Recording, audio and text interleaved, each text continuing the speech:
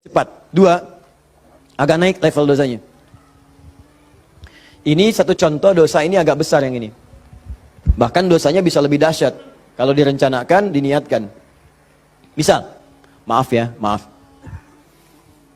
Saya pun mengagendakan nanti di tahun ini mudah-mudahan bisa Allah berikan kesempatannya. Saya pengen juga bisa safari ke pesantren-pesantren, ya, lembaga permasyarakatan, ya, Sukamiskin misalnya, kemana lagi, saya lihat. Saya pengen sampaikan kepada mereka bahwa Anda nggak ada yang sempurna. Tidak ada yang sempurna. Semua orang pernah berbuat salah. Cuman kita bisa berubah. Dan banyak di masa lalu orang yang banyak salah. Ada pemabuk, pezina, pembunuh, dan mereka memilih tobat. Dan ternyata dijamin surga oleh Allah Subhanahu Wa Taala lewat lisan Nabi. Kenapa kita nggak bisa? Ini dosa yang pernah dilakukan dalam kasus pembunuhan. Kalau yang ini tidak sengaja, sifatnya tidak sengaja. Ini contoh, diperkenankan oleh Allah sebagai contoh. Kalau orang berbuat seperti itu, bagaimana cara baliknya? Kenal Nabi Musa? Kenal. Luar biasa, Nabi Adam kenal, Nabi Musa kenal. Jangan-jangan Fir'aun juga kenal. Ya Allah. Saya tuh kalau Fir'aun suka ingat suka bumi itu hubud dunia. Suka bumi hubud dunia, suka hubun bumi dunia. Saya tanya di panggung, ada yang kenal Fir'aun? Kenal, Masya Allah. Di sini masih agak mendingan lah Nabi Adam, Nabi Musa. Sana Fir'aun. Nabi Musa paham semua kisahnya. Secara singkat kemudian sedang beliau berpetualang. Secara singkat ya. Jalan menemukan dua orang berselisih. Berselisih sampai mau berantem. Dipisah sama Nabi Musa. Dipisah. Udah dipisah sama beliau, pisah, jangan begini, ini gak bagus. Dipisahin singkatnya. Saat dipisahin itu, ini belum ada pengangkatan sebagai Nabi. Ya. Saat dipisahkan itu, tiba kemudian, ternyata salah satu yang berselisih itu adalah dari kelompoknya, kampungnya lah, golongannya. Sama-sama tanah kusir misalnya gitu kan. Malah ngadu, Musa kamu gimana? Kamu kan teman saya, sekampung kita nih, ini merendahkan kita nih. Ayo keroyak bareng-bareng. Ini provokasi kata Musa, diluruskan oleh Musa. Diluruskan. Begitu diluruskan, masih ngotot, diberi pelajaran, tampar oleh Musa. Nabi Musa itu kekuatannya, teman-teman sekalian, setiap Nabi itu punya kekuatan 10 kali laki-laki biasa. Dan Nabi Musa terkenal sebagai Nabi juga yang paling kuat. Tampar, wafat. Nabi Musa. Alhamdulillah Nabi kita Nabi Muhammad. Ya, Nabi Musa juga baik, semua Nabi baik, semua Nabi baik. Ingat, jangan dipotong kalimat saya, Nabi kita semuanya baik. Semua baik, semua baik, semua baik. Semuanya baik, semuanya baik. Baik, tampar, wafat. Begitu ditampar, padahal Musa melakukan sesuatu yang benar dan gak ada niat memberi pelajaran aja, niatnya memberi pelajaran bagus, bang, benar. Tapi begitu kemudian dia wafat, ada perasaan bersalah. Apa doanya kemudian pada saat itu diabadikan dalam Al-Quran? Rabbi inni zalamtu nafsi faghfirli. Yang indah fataba alaih. Rabbi inni zalamtu nafsi, ya Allah aku salah, zalim saya. Padahal gak diniatin loh Pak Bu, gak diniatin, cuman kejadian gitu kan. Dan itu belum ada pengangkatan sebagai Nabi, belum. Nanti diangkatnya setelah bertemu nanti kisah yang lainnya.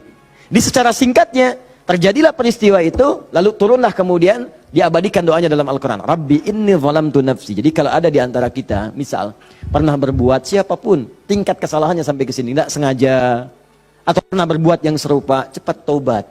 Karena kalimatnya sudah turun. Nanti kalau sampai hari kiamat gak taubat, lebih berat lagi. Coba mau berkata apa di hadapan Allah Subhanahu Wa Taala? Hei, aku kan dah turunkan kalimat di bumi supaya kamu tobat. Kamu kan pernah bunuh orang kan? Tanggal sekian, jam sekian, kamu kejar-kejar, kamu tembak, kamu bom, kamu bunuh, kamu tusuk, kamu pukul, kamu macam-macam kan? Ada semua rekamannya terbuka. Aku turunkan kalimat tobat lengkap dengan kisah tuntunannya. Kenapa kamu nggak tobat? Mau jawab apa? Allah sudah kasih cara pulang tapi nggak digunakan. Allah nggak salah kan di situ? Diturunkan kalimatnya dan bahkan dijamin fataba alaih, diampuni oleh Allah. Ayo balik lagi. Makanya 2000 tahun setelah Nabi Musa, lahir Nabi Muhammad SAW. Itu diantara sahabat-sahabat yang jadi sahabat terbaiknya. Kan dulu banyak yang hobinya juga begitu, jahiliyah. Ada yang hobinya berkelahi. Kenal Umar bin Khattab? Umar bin Khattab radhiyallahu ta'ala anhu, luar biasa, tegas, kekar, wah, senang duel sebelum masuk Islam. Siapa yang berani dengan saya? Ayo naik ke bukit itu, Jabal Qubais ditunjuk, bukit paling favorit. Naik ke sana, yang sekarang ada istana raja di situ. Ya di samping Zam-Zam itu. Naik. Sebelum berduel dengan saya, pamit dulu pada ibu yang telah melahirkannya. Karena dia akan pulang tanpa nama. Umar, Allahu Akbar. Apa yang terjadi? Masuk Islam. Halus. Toha, tersentuh. Masuk Islam. Lalu kasarnya berubah menjadi tegas, dipakai melindungi Nabi SAW, dipakai menegakkan syariat dengan baik. Kehalusannya muncul, sampai datang tengok orang jadi khalifah, perhatikan orang, luar biasa. Tegasnya muncul. Ya, waktu Abdullah bin Ubay bin Salul itu, seorang munafik, kalau sholat di belakang Nabi, saf paling depan. Tapi begitu bubar, provokator paling pertama Abdullah bin Ubay bin Salul. Begitu keluar, Muhammad nih SAW. Mecah belah kita aja. Datang ke sini pengen jadi pemimpin. Dia punya masjid ini, kita bikin masjid yang lain. Bikin dilar. Selalu dipecah. Orang dah siap-siap perang Uhud, di pertengahan jalan, diprovokasi. Balik aja balik. Pasukan musuh lebih kuat. Ayo balik-balik. Sepertiga berputar desersi. Anda bayangkan? Tapi apakah Nabi langsung menghukumi? Tidak. Nabi kenapa nggak dihukumi? Umar, gregetan saya. Ya. Kata Nabi, kan belum jelas kelihatan nampaknya. Nanti jadi fitnah. Pecah nanti semuanya. Karena dia masih dianggap pemimpin di kalangan yang lainnya. Biarlah nampak nanti Allah berikan hujahnya untuk dia. Satu kali, tapi kalau di depan baik, di belakang menusuk dari belakang. Satu kali sakit. Begitu saat sakit itu, anak Abdullah bin Ubay bin Salul, anaknya namanya Abdullah. Baik, soleh. Nah ini juga jangan simpulkan kalau keluarga misalnya bapaknya nggak bagus, pasti anaknya nggak bagus. Belum tentu. Belum tentu. Kenal Abu Jahal? Anaknya Ikrimah. Bapaknya musuh Nabi luar biasa, anaknya pembela Nabi yang paling hebat, penunggang kuda yang dahsyat, saf paling depan kalau jihad. Sampai Nabi itu dengan menghormati Ikrimah tidak pernah menyebut Abu Jahal di depan Ikrimah. Jangan singgung bapaknya, jangan. Supaya anak ini dalam ketenangan. Abdullah bin Ubay bin Salul anaknya taat, namanya Abdullah juga. Sakit bapaknya datang kepada Nabi. Ya Rasulullah, bapak sakit, kata Nabi, berikan ini, kasih air, berangkat pulang sana. Katakan dari Nabi.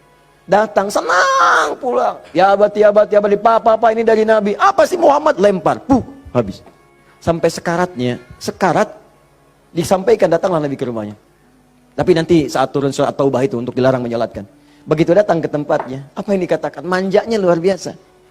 Ya Rasulullah, itu di depan Abu Bakar, ada Umar dan yang lain-lain. Ya Rasulullah, biarkan aku wafat dengan mengenakan jubah terluarmu.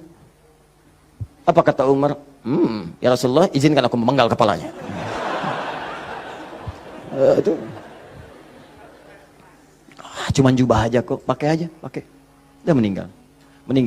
Itu Abdullah bin Ubay bin Salul. Hidupnya begitu meresahkan, wafatnya begitu kolokan. Ya. Tapi habis. Nah, jadi yang pertama itu, coba, udahlah, banyak yang tobat. Umar jadi bagus. Tukang begal, Jundub bin Junadah. Wah, sekampung begal tobat. Jadi dai, sekampung jadi soleh semua. Saking dahsyatnya, kampung itu dikenal di kemudian hari. Namanya Ghifar. Sampai dikenal dengan Abu Dzar al-Ghifari. Sampai Al-Imam An-Nawawi mengutip hadisnya. Di Al-Arba'in itu nomor hadis 18. Ya, Jundub bin Junadah. An Mu'adz bin Jabal wa Jundub bin Junadah radhiyallahu ta'ala anhuma qala Rasulullah sallallahu alaihi wasallam. Ya, ittaqillaha haitsuma kunta wa atfiz sayyatil hasanata tamhuha. Aina al-hadis? Mana hadis? Mana Qur'annya? Apa yang antum kerjakan tiap hari? Ngitung lagi. Mana bekal antum tuh pulang? Minimal sehari satu hadis. Ambil, walaupun nggak hafal hadis kan nggak mesti hafal. Baca hadisnya, lihat terjemahannya, amalkan isinya. Buka konsepnya. 57 hadis, kitab iman. Tiap hari baca satu. Antum pebisnis, keluarkan hadis-hadis bisnis. Tiap hari satu. Kalau Al-Quran hafalkan, satu hari satu ayat, tak apa-apa. Pulang punya hujah di hadapan Allah. Ini tiap hari ngitung-ngitung dunia. Wafat tinggal semua. Apa yang mau antum ambil? Berharap surga lagi. Takutlah kepada Allah. Mulai yang baik. Jundub bin Junadah taubat, dikenal dengan Abu Dzar al-Ghifari. Puncaknya, mungkin ada orang pernah juga lebih daripada ini. Dia berzina, dia mabuk, dia macam-macam. Pokoknya mengoleksi dosa lah. Ya, orang ngoleksi mobil, ngoleksi musab, dia ngoleksi dosa. Jadi kalau nggak berdosa itu nggak enak. Kamu ngapain aja, si fulan sudah begini. Oh masa besok saya lakukan yang lebih daripada itu. Jadi ngoleksi dosa, tumpuk dia. Yang begini pun, itu masih diberikan kesempatan Allah dengan oleh Allah diturunkan satu kalimat. Yang kalau dikerjakan, diamalkan isinya, diterima taubatnya. Turunlah Quran surah 39 ayat 53 tadi. Qul ya ibadiyalladzina asrafu ala anfusihim la taqnatu min rahmatillah. Muhammad katakan pada hamba-hambaku yang dosanya sudah israf. Israf itu melebihi dasar cukup. Lebih. Mubazir. Banyak. Datang ke pernikahan, ada prasmanan, orang sekali dia 10 kali. Israf. Balik. Israf. Ini ada israf dalam dosa. Itu pun kalau mau taubat, kata Allah, la taqnatu min rahmatillah. Jangan puasa dari rahmat Allah. Innallaha yaghfirudz dzunuba, Allah ya Rahman, Allah ya Rahim. Allah akan mengampuni semua jenis dosa sepanjang kau mau taubat. Di kadang-kadang Allahnya sudah pengen ngampunin, manusia yang nggak pengen. Fir'aun kan gitu, kurang apa lagi diutus 2 nabi langsung. Musa dengan Harun, idhaba ila fir'auna innahu tagha. Quran surah 20 ayat 43 sampai 44. Musa, Harun, pergilah ke Fir'aun, dia sudah mulai menyimpang. Faqula lahu qawlan layyina la'allahu yatadhakkaru wa yakhsha. Katakan kepadanya dengan lembut, mungkin dengan kelembutan itu dia sadar dan mau bertobat. Enggak mau. Musa, gua kan Tuhan yang gede, ana rabbukumul a'la. Marah, nantang, mau bunuh dan sebagainya. Sudah, selesailah dia tenggelam di lautan. Ya, jadi mumi. Teman-teman, ini jadi gambarannya, buka dulu skatnya. Kalau dibuka, ini yang terakhir, kalau dibuka begini, ternyata bukan cuma skatnya, dalamnya kotor. Kotor. Kalau ini kan masih bersih, diminum juga bisa. Masa sih Ustadz? Betul, contoh, bismillah. Alhamdulillah. Ini ya, bersih.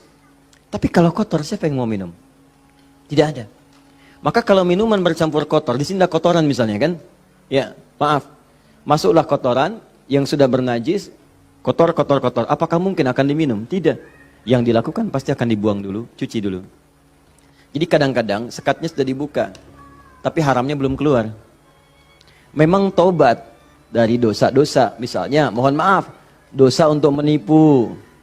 Awas, dosa pencurian. Taubat betul, cuman barang yang dicuri dikembaliin dulu. Dosa dari ngutangin orang, betul. Dosanya taubat, cuman utang bayar lunas dulu. Bukan bermusafah kemudian lunas dosanya, tidak. Lunas utangnya, tidak. Maka ada hal-hal tertentu yang ketika saat dilakukan, sekatnya mesti dibuka, yang kotornya mesti dikeluarkan. Taubat dari dosa musyrik, taubat bagus. Cuman keris yang dimusyrikan, pedang yang dimusyrikan, batu-batu yang dimusyrikan, buang dulu. Buang dulu. Tato-tato, gambar-gambar, kan? Aku tuh kalau melihat Lionel Messi, rasanya main bola aku jadi bagus deh. Sampai dibikin tato misalnya. Musyrik. Hati-hati. Musyrik. Buang. Taubat, buang dulu. Begitu sudah dibuang, nanti Anda akan lihat. Kerjakan amal soleh. Jadi jika yang salah itu hilang, yang soleh muncul. Kalau sudah yang soleh muncul, Anda nggak minta pun dikasih. Nggak percaya, silahkan buktikan. Bedakan rasanya, rasakan bedanya, dan pasti akan terasa bedanya. Akan lain. Demi Allah saya katakan akan lain.